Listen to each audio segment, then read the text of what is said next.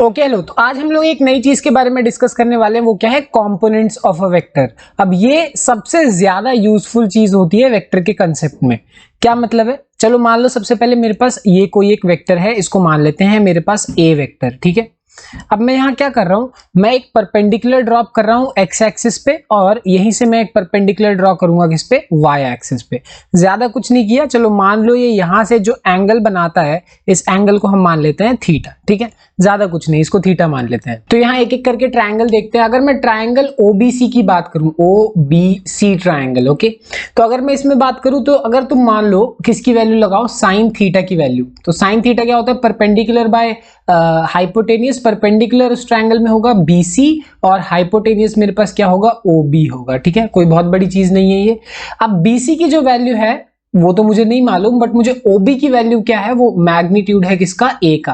तो मैं बोल सकता हूं बीसी बाय ओबी की जगह मैं कर रख रहा हूं ए का मैग्नीट्यूड, ठीक है। तो यहां से अगर मैं कंबाइन कर दूं, तो मैं ये बात साफ साफ क्लियरली बोल सकता हूं कि मेरे पास जो बीसी है वो किसके बराबर है? ए साइन थीटा के बराबर है, ठीक है। बिना सोचे मैं आराम से ये बात आराम से बोल सकता हूं, ठीक है। और इसी ट्रायंगल में अगर मान लो मैं किसकी वैल्यू लगा दूं? कॉस थीटा की वैल्यू, तो वो क्या होगा? बेस बाय हाइपोटेनियस यानी ओसी, ठीक है। ओसी को डिवाइड करेंगे किससे? ओबी से, ठीक है। तो ओसी तो मुझे नहीं मालूम क्या है, बट फिर से ओबी जो है वो क्या है? ए के बराबर है। फिर से कंबाइन करके साफ साफ बोल सकते हैं कि यहाँ पे मेरे पास जो ओसी है उसकी वैल्यू किसके बराबर है? ए कॉस थीटा के बराबर है, ठीक है। साफ साफ बोल सकते हैं। यानी अगर ओसी की वैल्यू ए कॉस थीटा के बराबर है, तो यहाँ पे कुछ चीजें और ऐड की जा सकती हैं कि जो साफ साफ अगर तुम नोटिस करोगे यहाँ पे मेरे पास कि ये जो बीसी है, ठीक है, और ये जो मेरे पास ओ ए है, ये आपस में कहीं ना कहीं बराबर है, ठीक है। तो इन दोनों को हम साफ साफ बोल सकते हैं कि आपस में बराबर है। इसीलिए बीसी की जगह मैं एक और चीज लिख सकता हूं, और वो क्या है मेरे पास? ओ ए, ठीक है। ओ ए या फिर ए ओ, कुछ भी लिख सकते हो, ए ओ। और सिमिलरली ओसी की जगह अब मेरे पास ये जो वैल्यू है और ये जो वैल्यू आपस में बराबर होंगी, तो ओसी और ए बी आपस में क्या है? बराबर है, ठीक है।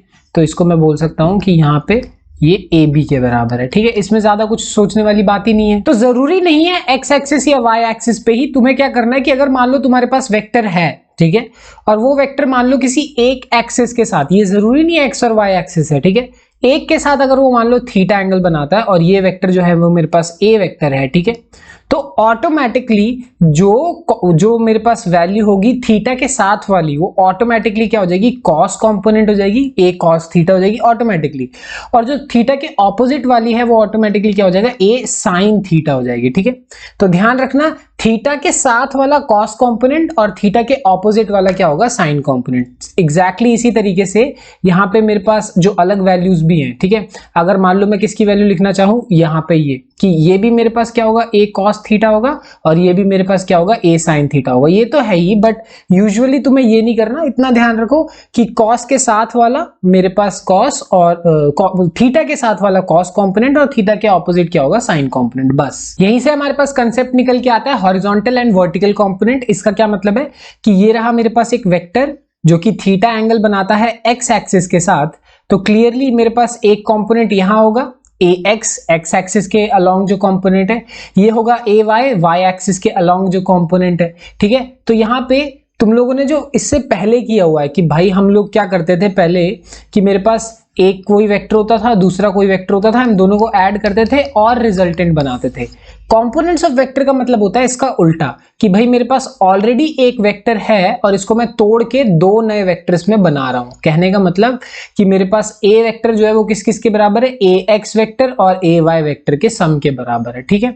सिंपल सी बात है, पैरेललोग्राम लॉ के हिसाब से ये भी बिल्कुल सही बात है। तो इसी चीज को हम, जो भी कंपोनेंट एक्स के अलोंग होता है उसको हम बोलते हैं हॉरिजॉन्टल कंपोनेंट, और जो कंपोनेंट वाई के अलोंग होता है उसको हम बोलते हैं क्या? वर्टिकल कंपोनेंट, ठीक है। तो x के अलोंग हॉरिजॉन्टल और y के अलोंग वर्टिकल कंपोनेंट। अब यहाँ क्लियरली जो ax होगा वो थीटा के साथ वाला है, तो थीटा के साथ वाला मेरे पास क्या हो जाएगा? कॉस कंपोनेंट हो जाएगा, और थीटा के ऑपोजिट वाला मेरे पास क्या हो जाएगा? साइन कंपोनेंट हो जाएगा। तो यहीं पे हम ये चीज भी बोल सकते हैं कि ax स्क्वायर और ay स्क्वायर अगर स्क्वायर करके ऐड करेंगे तो ये क्या हो जाएगा? a square cos square theta, और एक मेरे पास क्या हो जाएगा? a square sine square theta. ये होगा a square cos square theta, a square sine square theta. और यहाँ पे अगर मैं a की वैल्यू कॉमन ले लूं तो ये हो जाएगा a स्क्वायर स्क्वायर और अंदर ये जो बची वैल्यू है इसकी वैल्यू कितनी हो गई, 1 हो गई। तो ये मेरे पास आ गया। अब यहीं पे अगली चीज हम यह बोल सकते हैं कि a जो है वो किसके बराबर है, √ax² प्लस ay स्क्वायर के बराबर है। अब ये चीज लॉजिकली भी सही है जो हमने पहले फॉर्मूले पढ़े उसके हिसाब से भी, बट अगर मान लो तुम्हें a की वैल्यू डायरेक्टली निकालनी है इन दोनों की हेल्प से तो √ax² प्लस ay स्क्वायर कर सकते हो, ठीक है। और यहाँ पे वही है कि अगर मान लो तुम tan थीटा भी लगा दो इस वाले ट्राइंगल में तो मेरे पास कितना होगा, ay डिवाइडेड बाय ax के बराबर होने वाला है। या फिर हम बोल सकते हैं कि देखो यही है ना परपेंडिकुलर और ये हो गया बेस, तो थीटा की वैल्यू मेरे पास क्या है, tan inverse ay by ax। बस अगली चीज इसी को थोड़ा नेक्स्ट लेवल लेके जाते हैं। नेक्स्ट लेवल लेने जाने का क्या मतलब है कि अगर मान लो अब मेरे पास ये एक वेक्टर है a और इस बार सिर्फ x और y एक्सिस नहीं है, z एक्सिस भी है। कहने का मतलब ये x एक्सिस के साथ अल्फा एंगल बनाता है, ठीक है। y एक्सिस के साथ मेरे पास क्या बनाता है, ये y एक्सिस के साथ मेरे पास बीटा एंगल बना रहा है और z एक्सिस के साथ मेरे पास गामा एंगल बना रहा है, ठीक है। तो ये मेरे पास तीनों ही एक्सिस के साथ, x के साथ, y के साथ और z के साथ अल्फा, बीटा और गामा एंगल्स बना रहा है, ठीक है। तो अब ये भी करना कोई बहुत ज्यादा मुश्किल नहीं है, आसान चीज है। क्यों? क्योंकि हम बोल सकते हैं कि अगर x के साथ अल्फा एंगल है तो वो क्या हो जाएगा, a cos अल्फा, y के साथ बीटा एंगल है तो एक cos बीटा और z के साथ गामा एंगल है तो एक cos गामा। सिंपल सी बात है। अब यहाँ पे पिछला वाला लॉजिक स्ट्रेट अवे लग जाएगा कि अगर मान लो तुम्हें a की वैल्यू निकालनी है तो a की वैल्यू क्या होगी, √ax² plus ay² plus az²। Directly आराम से लगा सकते हो बिना सोचे, ठीक है, कि आराम से, मतलब जैसे हम कर रहे थे ना कि √ax² प्लस ay² है ना, ये कर रहे थे, वैसे ही हमारे पास √ax² plus ay² plus az², ये चलेगा, बिल्कुल चलेगा, ठीक है। अब जैसे ये सवाल देखते हैं, force has a magnitude of 15 Newton और वो कितना एंगल बना रहा है, 37 डिग्री का एंगल बना रहा है नेगेटिव x एक्सिस के साथ, ठीक है। इसका मतलब है मेरे पास कि ये रहा फोर्स, जो फोर्स है वो 37 डिग्री एंगल बनाता है माइनस x एक्सिस के साथ। तो क्लियरली जो ये वाला कंपोनेंट होगा ये कॉस कंपोनेंट और ये कंपोनेंट क्या हो जाएगा, साइन कंपोनेंट हो जाएगा, ठीक है। तो साफ साफ बोल सकते हैं मेरे पास जो fx होगा वो f cos 37 डिग्री हो जाएगा और fy होगा वो f sin 37 डिग्री हो जाएगा। बस क्लियर कट, कोई दिक्कत वाली बात नहीं है। हाँ, ये बात अगर तुम्हें नहीं पता कि cos 37 4/5 होता है और sin 37 3/5 होता है, वो बात उतनी बड़ी नहीं है, बट पॉइंट ये है कि ये मेरे लिए कॉस कंपोनेंट, ये मेरे लिए साइन कंपोनेंट आराम से हमने क्या कर लिया, निकाल लिया, ठीक है। और दोनों की डायरेक्शन भी हमें साफ साफ पता है कि ये किसके डायरेक्शन में है, नेगेटिव x एक्सिस में, और ये पॉजिटिव y एक्सिस के अलावा। बस अगला जो हमें कंसेप्ट पढ़ना है उसको हम बोलते हैं यूनिट वेक्टर। अब यूनिट वेक्टर के नाम में ही यूनिट है, यूनिट का मतलब क्या होता है, 1 होता है, ठीक है। कहने का मतलब इमेजिन करके देखो कि मेरे पास ये एक वेक्टर है, ठीक है, इसको मान लेते हैं a वेक्टर है ये, ठीक है, ये है a वेक्टर। अब मैं क्या कर रहा हूं, मैं एक और वेक्टर बना रहा हूं बिल्कुल उसी की डायरेक्शन में, कि अगर मान लो ये नॉर्थ की डायरेक्शन में या ईस्ट की डायरेक्शन, वेस्ट साउथ जो भी डायरेक्शन है ये भी उसी एग्जैक्ट सेम डायरेक्शन में। बट फर्क क्या है कि ये क्या है, इसका जो मैग्नीट्यूड है वो क्या है, 1। मतलब अगर मान लो ये फोर्स है और इसकी वैल्यू है 300 न्यूटन, तो ये जो है इसका मैग्नीट्यूड मेरे पास क्या है, 1 न्यूटन है। इसका और इसका डायरेक्शन सेम है बट मैग्नीट्यूड इसका 1 है, और इसी को हम क्या बोलते हैं, यूनिट वेक्टर बोलते हैं। इसको लिखते हैं ऐसे a और ऊपर लगाते हैं कैप, ये है कैप, ठीक है ना, यहाँ पे ये चीज कैप है।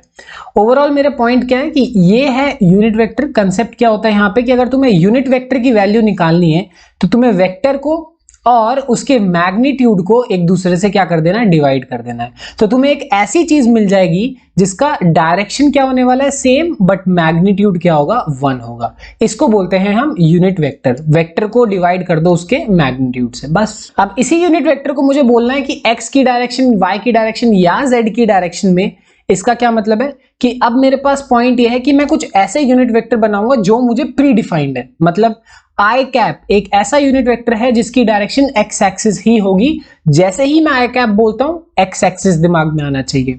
जे कैप बोलता हूं तो ये एक ऐसा यूनिट वेक्टर है जो कि वाई की डायरेक्शन में है, और के कैप एक ऐसा यूनिट वेक्टर है जो जेड की डायरेक्शन में। तो ये एक प्री डिफाइंड चीजें हैं, ठीक है। जैसे अभी इससे पहले हमने जो एक जनरल फॉर्मूला बनाया ए कैप के लिए, ये किसी भी वेक्टर के लिए अलग अलग निकाल सकते हैं और उसकी कुछ भी डायरेक्शन हो सकती है। बट मेरे पास यहाँ पे जो आई कैप, जे कैप और के कैप है ये प्री डिफाइंड है एक्स, वाई और जेड एक्सिस के लिए, ठीक है। सिंपल सी बात है। तो यहाँ पे बोल सकते हैं कि ये रहा मेरे पास ए वेक्टर और जो ए वेक्टर है, अब इसका जो कंपोनेंट बना रहे थे हम एक्स की डायरेक्शन में और वाई की डायरेक्शन में, अब उसको डायरेक्शन दिखाने के लिए, सिर्फ उसका डायरेक्शन बताने के लिए मैं एक्स वाले में क्या कर सकता हूं, आई कैप से मल्टीप्लाई कर दूंगा और y की डायरेक्शन में क्या है, j कैप से मल्टीप्लाई कर दूंगा। क्यों? अच्छा, इमेजिन करके देखो कि मेरे पास ax जो है वो 9 न्यूटन है। अब मैं अगर इसमें आई कैप से मल्टीप्लाई कर दूं तो क्या मैग्नीट्यूड बदलेगा? नहीं, क्योंकि इसका मैग्नीट्यूड होता है 1। अब दुनिया में किसी भी नंबर को अगर तुम 1 से मल्टीप्लाई कर दोगे, आंसर तो क्या आएगा? सेम ही आएगा।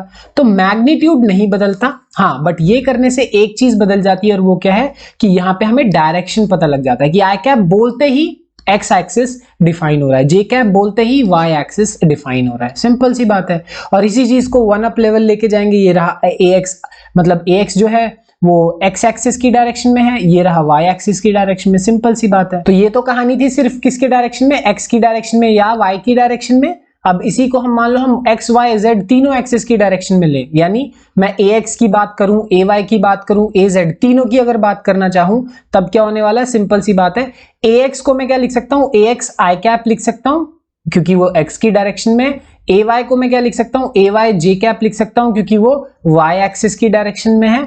और फाइनली मेरे पास क्या है, az लिख सकता हूं, az k कैप, वो कौन सी डायरेक्शन में, z एक्सिस की डायरेक्शन में। बस, तो ये हो गया मेरे पास आई कैप, जे कैप और के कैप, आराम से हो जाएगा। जैसे ये एक सवाल देखो, मेरे पास कोई एक वेक्टर है ए वेक्टर, जिसको हम बोलते हैं 3i cap plus 4j cap. अच्छा, यहां पे ये क्या है कि एक तरीके से पहले ही कंपोनेंट बना रखे हैं कि भाई साफ साफ बोल रखा है कि 3 जो है वो x की डायरेक्शन में और 4 जो है वो y की डायरेक्शन में।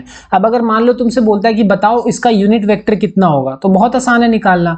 सबसे पहले इसका जो मैग्नीट्यूड होगा वो क्या होगा, √3 स्क्वायर प्लस 4 स्क्वायर। सिंपल सी बात है, √3 स्क्वायर प्लस 4 स्क्वायर। ठीक है, ये करने के बाद अब क्या करो कि सिंपल सी बात है, वेक्टर को मैग्नीट्यूड से डिवाइड कर दो। तो वेक्टर क्या था, 3i cap plus 4j cap, ये रहा वेक्टर और ये रहा मैग्नीट्यूड। जैसे ही मैग्नीट्यूड से डिवाइड करोगे तुम्हें क्या मिल जाएगा, यूनिट वेक्टर मिल जाएगा। बस इतनी सी बात। तो जो हमने ये क्वेश्चन किया था जहां पे हमने cos 37 और sin 37 करके हमने x की डायरेक्शन में जो कंपोनेंट और y की डायरेक्शन में जो कंपोनेंट निकाले थे, इसी चीज को हम क्या लिख सकते हैं, यूनिट वेक्टर के टर्म्स में भी लिख सकते हैं। कि अगर मान लो अब मुझे रिप्रेजेंट करना है f को i कैप और j कैप की टर्म्स में, तो आसानी से हो जाएगा। देखो कैसे, यहां पे बोल सकते हैं कि मेरे पास OM जो है वो इस डायरेक्शन में है, वो क्या होगा, fx माइनस आई कैप। क्यों माइनस? क्योंकि वो कौन सी डायरेक्शन में है, नेगेटिव x एक्सिस की डायरेक्शन में है। साफ साफ देख सकते हो कि उल्टी x की डायरेक्शन में है, तो इसीलिए बोल देंगे fx माइनस आई कैप। और मेरे पास जो दूसरा है ये 9 वाला, इसको हम क्या बोल देंगे, 9j कैप। तो साफ साफ मेरे पास क्या हो गया, -12, ये रहा 12, बट माइनस इसलिए आया क्योंकि उल्टी डायरेक्शन, सो -12 आई कैप और 9 को क्या लिखेंगे, जे कैप के साथ। बस आंसर आ गया हमारे पास, सिंपल तरीका है। अब जैसे ये सवाल देखते हैं, मेरे पास बोला है ए वेक्टर जो कि 3i cap plus 4j cap के बराबर है और B vector 7i cap plus 24j cap के बराबर है। Find a vector having the same magnitude as b। सबसे पहले उसका जो मैग्नीट्यूड है वो b के बराबर है। तो मेरे पास जो b वेक्टर है उसका मैग्नीट्यूड कितना होने वाला है, √7 स्क्वायर प्लस 24 स्क्वायर, ये प्लस ये, जो कि तुम्हें देगा 25। ठीक है, सिंपल सी बात। अब बोला यह है कि उसका मैग्नीट्यूड तो b के बराबर है बट वो पैरेलल है a के। अच्छा, एक बात बताओ, अगर मैं a की बात करूं, a का ये डायरेक्शन है, तो क्लियरली अगर मुझे एक ऐसा वेक्टर चाहिए जो कि a की ही डायरेक्शन में है, तो मैं क्या फाइंड करूंगा, सबसे पहले तो a कैप माने यूनिट वेक्टर, क्योंकि इसकी खासियत ही है कि उसकी डायरेक्शन a के बराबर है। अब अगर मान लो मुझे a कैप निकालना है, तो मैं इससे के लिए क्या करूंगा, सबसे पहले a का मैग्नीट्यूड निकालूंगा। a का मैग्नीट्यूड होगा √3 स्क्वायर प्लस 4 स्क्वायर, जो कि 5 आएगा। और मैंने तुम्हें बताया है कि अगर a कैप निकालना है तो वेक्टर बाय मैग्नीट्यूड, यानी 3i cap plus 4j cap को डिवाइड कर दो उसके मैग्नीट्यूड से, तुम्हारे पास तुम्हारा आंसर आ गया। ठीक है, अब हमें फाइनली ऐसा वेक्टर चाहिए जिसका मैग्नीट्यूड b के बराबर हो और डायरेक्शन किस में हो, a की डायरेक्शन में हो। तो यही मेरा क्या है, आंसर है। अब देखो कैसे, क्योंकि a कैप से मल्टीप्लाई करके मैग्नीट्यूड तो बदलेगा नहीं, सिर्फ उससे डायरेक्शन मिलेगी और मैग्नीट्यूड यही है साफ साफ। तो मेरे पास जो आंसर आएगा वो कितना आएगा इस क्वेश्चन में, ये आएगा बी का मैग्नीट्यूड और ए की डायरेक्शन। बी का मैग्नीट्यूड है 25 और ए की डायरेक्शन है ये पूरी चीज, ठीक है। मल्टीप्लाई कर देंगे, आंसर कितना आएगा 15 आई कैप प्लस 20 जे कैप, बस सिंपल सी बात है। अगली चीज है हमारे पास क्या, पोजीशन वेक्टर। पोजीशन वेक्टर का क्या मतलब है हमारे पास कि ये बहुत सिंपल सी चीज है कि एक मान लो ये पॉइंट है रैंडम पॉइंट पी, जो कि एक्स एक्सिस पे उसके जो कोऑर्डिनेट मतलब एक्स वाई पे जो है एक्स कोऑर्डिनेट और वाई कोऑर्डिनेट है। तो ऑरिजिन से जो पोजीशन होती है, एक तरीके से लोकेशन जो होती है, उसी को हम क्या बोलते हैं, पोजीशन वेक्टर बोलते हैं। इसको अगर मान लो इसके कोऑर्डिनेट्स एक्स और वाई हैं तो हम कैसे लिखेंगे, इसको लिखेंगे एक्स आई कैप प्लस वाई जे कैप। अगर नहीं समझ में आया तो देखो एक एग्जाम्पल के तौर पर, ये मेरे पास मान लो कोई एक वेक्टर है ए वेक्टर, और मान लो यहां के जो कोऑर्डिनेट्स हैं वो क्या है 3,4 एग्जाम्पल के तौर पे। तो अगर मान लो तुम्हें इस पॉइंट P का पोजीशन वेक्टर लिखना है तो हम क्या लिख सकते हैं, मेरे पास 3i cap plus 4j cap. इसको A मत लिखो, इसको समझने के लिए हम यहाँ पे क्या लिख सकते हैं, हम लिख सकते हैं OP वेक्टर। OP वेक्टर मतलब ओरिजिन से मेरे P पॉइंट तक जो पोजीशन वेक्टर है वो क्या है 3i cap plus 4j cap. 3 आ रहा है यहां से, 4 आ रहा है यहां से। ओवरऑल अगर मान लो O से लेकर P तक मुझे OP वेक्टर जो P पॉइंट का पोजीशन वेक्टर है वो लिखना है, तो वो मेरे पास क्या आएगा 3i cap plus 4j cap. ज्यादा कुछ नहीं चाहिए होता इसके लिए, सिर्फ तुम्हें उस पॉइंट के लोकेशन चाहिए बस। अगली जो चीज है उसको हम बोलते हैं डिस्प्लेसमेंट वेक्टर। अब ये बड़ी कंफ्यूजिंग लगती है। जैसे सबसे पहले अगर मान लो मैं A पॉइंट से B पॉइंट तक जा रहा हूं तो मेरे पास जो AB वेक्टर है वो मेरे लिए डिस्प्लेसमेंट वेक्टर है। तो सबसे पहले जो A है, O से लेकर A ये इसका पोजीशन वेक्टर हो जाएगा, O से लेकर B ये इसका पोजीशन वेक्टर हो जाएगा, पर AB वेक्टर जो है वो डिस्प्लेसमेंट वेक्टर है। कैसे निकालेंगे, सबसे पहले OA जो है वो A का पोजीशन वेक्टर है, x1 i cap, y1 j cap, z1 k cap, ठीक है। इसलिए क्योंकि यहां हम मान के चल रहे हैं कि इसके जो पॉइंट्स हैं वो क्या है x1, y1 और z1 है, ठीक है। और इसके अगर x2, y2 और z2 है तो मेरे पास OB वेक्टर जो होगा यानी OB position vector x2 i cap, y2 j cap, z2 k cap. अगर पोजीशन वेक्टर निकल आए दोनों पॉइंट्स के, तो अब तुम्हें मान लो AB जो है वो निकालना है, तो उसके लिए क्या करना पड़ेगा OB माइनस OA, मतलब A का पोजीशन वेक्टर और B का पोजीशन वेक्टर दोनों को सबट्रैक्ट करना पड़ेगा। अब ये लिखता बहुत कंफ्यूजन है, समझ में आता नहीं है कि ये क्या हो रहा है। चलो मैं एक एग्जांपल से समझाता हूं। जैसे अगर मान लो मेरे पास A पॉइंट है जिसका पॉइंट है -6,2 और B पॉइंट है जिसका पॉइंट क्या है 4,5, ठीक है। तो अगर मैं A की बात करूं तो A का जो पोजीशन वेक्टर होगा वो हम साफ साफ क्या लिख सकते हैं, ऐसे लिख सकते हैं -6i कैप, ठीक है, ऐसे लिख सकते हैं -6i cap plus 2j cap, ठीक है। और सिमिलरली अगर मैं B का पोजीशन वेक्टर लिखूं तो वो क्या हो जाएगा 4i cap plus 5j cap. ये हो गए पोजीशन वेक्टर्स A के और B के, जिसको हम OA और OB लिख रहे हैं, ठीक है। अब अगर मान लो तुम्हें A से B तक का डिस्प्लेसमेंट वेक्टर निकालना है, ठीक है। अगर AB जो डिस्प्लेसमेंट वेक्टर निकालना है उसके लिए क्या करना पड़ेगा तुम्हें, OB यानी फाइनल माइनस OA यानी इनिशियल, ठीक है। तुम्हारा फाइनल पॉइंट क्या है B, इनिशियल पॉइंट क्या है A, तो फाइनल में से इनिशियल को माइनस कर दो, आंसर आ जाएगा। तो फाइनल मेरे पास क्या है OB 4i cap plus 5j cap minus OA minus 6i cap plus 2j cap, ठीक है। तो अगर माइनस करेंगे तो ये लिखेगा OB माइनस OA। अब देखो माइनस करोगे तो सिंपल बात है, ये वैसा वाला है जो बचपन में करते थे ना कि I और I को ही सिर्फ अलग से डील करोगे और J को ही अलग से डील करोगे। कहने का मतलब ये 4 माइनस 6 मतलब प्लस हो जाएगा, 4 प्लस 6 कितना हो गया मेरे पास 10i कैप हो गया, और 5 माइनस 2 कितना हो गया 3j कैप हो गया। बस इससे तुम्हारा डिस्प्लेसमेंट वेक्टर निकल के आ गया। अब जैसे ये एक सवाल भी देखते हैं, obtain the magnitude of 2a minus 3b if. अच्छा, हमें यहाँ पे क्या क्या वैल्यूज दे रखी है कि A वेक्टर दिया हुआ है, B वेक्टर दिया हुआ है, और हमें क्या करना है, हमें वैल्यू निकालनी है 2a माइनस 3b की। सबसे पहले तो 2a का मतलब हुआ कि ये जो वैल्यू है इस पूरे को मैं किससे मल्टीप्लाई कर दूं, 2 से मल्टीप्लाई कर दूं, और 3b का क्या मतलब हुआ कि ये जो पूरा b है इस पूरे को किससे मल्टीप्लाई कर दे, 3 से मल्टीप्लाई कर दें, ठीक है। तो यहाँ पे होगा क्या कि 2a माइनस 3b हमारे पास ये आ जाएगा। ठीक है, कैसे? हम सिर्फ और सिर्फ किस किस को डील करेंगे, आई कैप को आई कैप के साथ, जे को जे के साथ और के को के साथ। अब ये करने के बाद हमारे पास जो वैल्यू आई, हमें क्या निकालना है, उसका मैग्नीट्यूड निकालना है। तो मैग्नीट्यूड ज्यादा कुछ नहीं, अंडर रूट क्या हो जाएगा, -4 का होल स्क्वायर, 5 का होल स्क्वायर और -7 का होल स्क्वायर, बस। तो फाइनली हमारे पास आंसर कितना आएगा, अंडर रूट 16 + 25 + 49 √90। सिंपल है, ऐसा कोई बहुत ज्यादा मुश्किल सवाल नहीं होंगे इसके, चिंता मत करना। तो आज की कहानी में इतना ही, बाकी जो भी है मिलते हैं अगली वीडियो में। Bye bye.